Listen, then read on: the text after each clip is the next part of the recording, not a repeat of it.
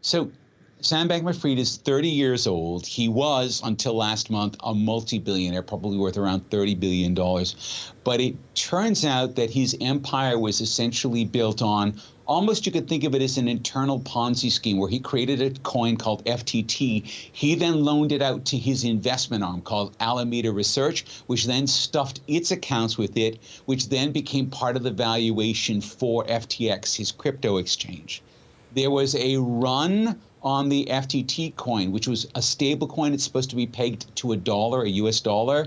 That peg collapsed, and suddenly FTX was unable to meet its depositor requirements. So you can think of it as the equivalent of a bank run, but when the bank has actually holding script that is not worth the paper it's printed on.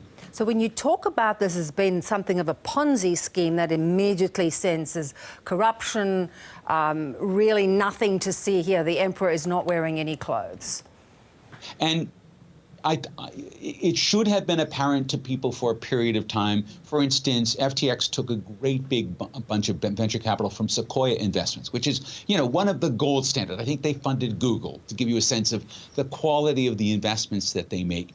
There should have been some level of due diligence associated with this. It doesn't appear that there was any at all, because anyone who has opened up the books of FTX has basically run off screaming, because there were apparently zero accounting controls. No one really knew where the money was, and there was commingling of depositor funds with investment funds. And I think that this is probably where we get to the sticky end of the wicket, around where the charges are going to be filed on him, probably in the U.S. in the morning. Yeah, and that's when we might learn exactly what charges he's going to face.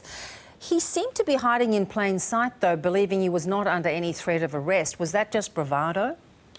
Well, I think we're going to learn something about whether U.S. law is broadly applicable to these very new kinds of currencies, because in a lot of ways, U.S. regulators and U.S. legislators have resisted or have been stuck in gridlock around how to regulate these things. Now, it looks like some of the charges will be wire fraud, and I think that you can make a very clear case that if you take someone's money over the wire and you can't give it back, then that's wire fraud. It really doesn't matter what's happening to it in the meantime. But any of the securities laws violations, or if there are banking code violations, it is not clear to me, and I doubt it's clear to any lawyers anywhere, how cryptocurrencies and these new forms of finance actually fit into these laws. And, this is something that many people have been saying for a while. A lot of these startups, these cryptos, are not regulated. They're not falling under the watchdog's purview. Yeah. And this is, I think, a moment where the other crypto exchanges, many of which are large publicly traded companies who had basically been antagonistic to regulation, seeing it as a burden, they're now clamoring for it because they understand that their own customers will not trust them unless they understand that they're being regulated in the same way that a securities firm would be regulated, or in the same way that a bank would be regulated, so that they're being audited regularly, so that they have prudential regulations around how much capital reserve they need in case there is a run. So all of the things that we think of as features of the banking system and costs that the banking system accepts as the price of doing business, we think we're going to see the crypto exchanges globally start to take these up in the next couple of years. But the real question is whether the collapse of FTX has so poisoned the well that anyone who's trying to do business with an exchange is simply scared away. Yeah. And it also has been almost the year, there's this description of the crypto winter, or the ice age, because of these crashes. Is it a lot to do with lack of faith, or is it really a sort of a revelation that it's hard to see what's behind these currencies?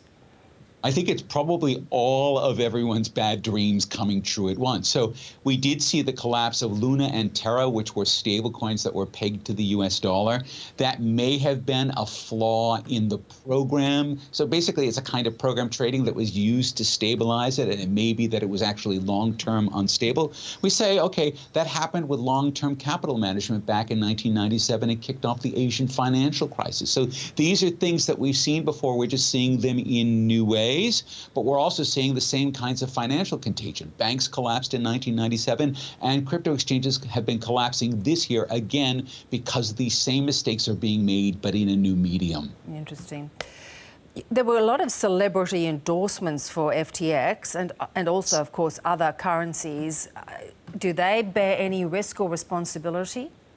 There are a number of lawsuits against all sorts of high-profile celebrities. I think Matt Damon, there's a bunch of, I think Jimmy Fallon, I think there's a whole bunch of them that are now being sued by members of the public. I think Kim Kardashian's probably on that list, like your normal sort of celebrity list, because they let their name or image or brand be used to promote these investments. And I think that these celebrities will need to take a look at whether they're really going to promote any investment that they can't inspect for its fidelity and for its prudentiality, because then they are taking a reputational risk and, as it turns out, a financial risk. Is the money gone? Will people ever get it back?